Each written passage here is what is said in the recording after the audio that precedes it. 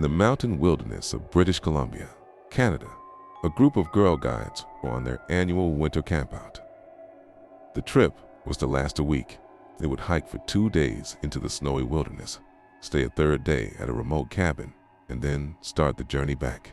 Only the best, oldest guides, who were rangers, were allowed to make the trip. Each autumn, the girls who wanted to go on a camp out had to pass a rigorous survival test.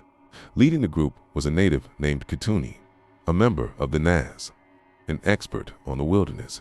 Kituni was the descendant of the people who had lived here long before the white man had come. He knew all of the stories and legends about the mountains. Many rangers made the long trip just to listen to Kituni tell the stories.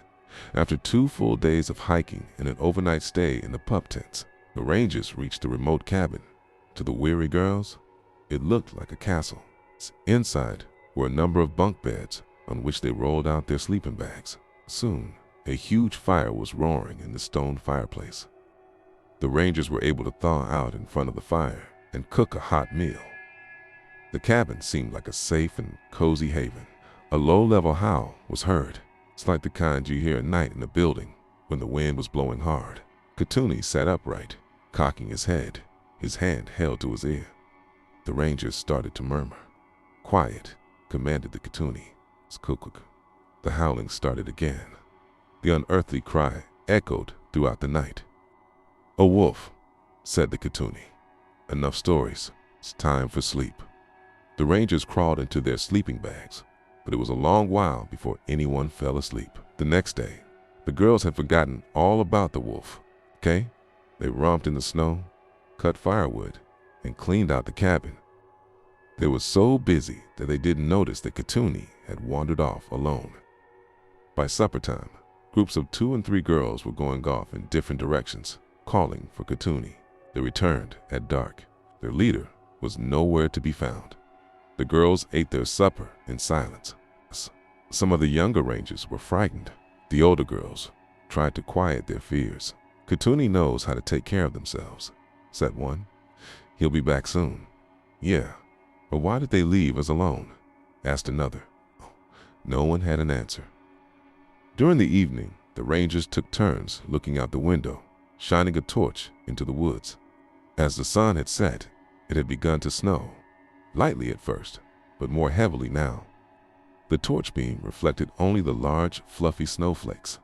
In the corner of the room, 3 of the rangers tried to figure out what to do next. The guides had planned to stay in the cabin 2 nights and 1 day. They were due to leave tomorrow. Instead, they would have to stay and send out search and rescue parties to look for Kituni. But on the following day, they would have to start their hike back. They did not have enough food to stay any longer. As the girls made their plans, the forest suddenly echoed with the same howl everyone had heard the night before. "That doesn't sound like a wolf to me," one ranger told the other. "It doesn't even sound like a coyote," replied another. "It almost sounds human." The rangers broke into the search and rescue parties the next day. They wandered about the forest all day, calling Kituni's name, but the search was fruitless.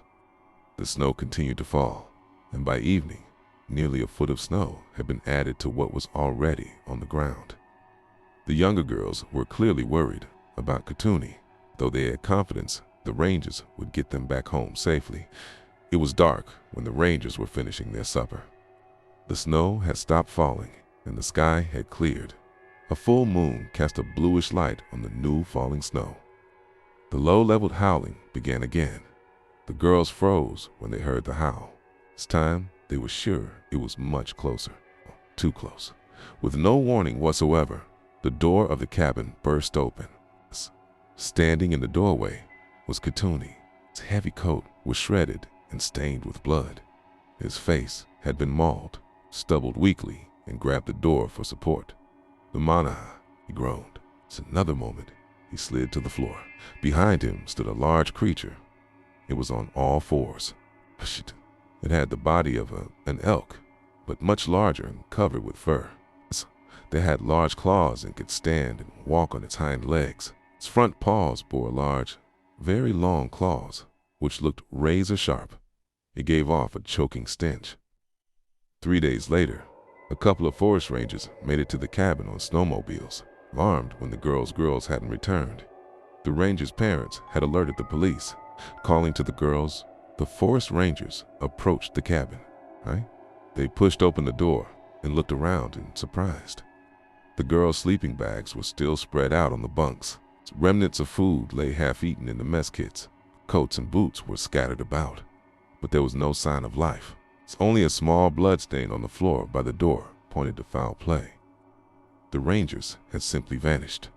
The forest rangers circled the area on the snowmobiles and noticed large, long claw marks gnashed on the back of the cabin, but there were no leads to follow. The snowstorm covered any tracks that might have been there. Using their mobile radios, they called back their, unfortunately, news. Then they prepared to stay the night. The forest rangers had just finished eating supper when they heard it. It's the long, low-level howling.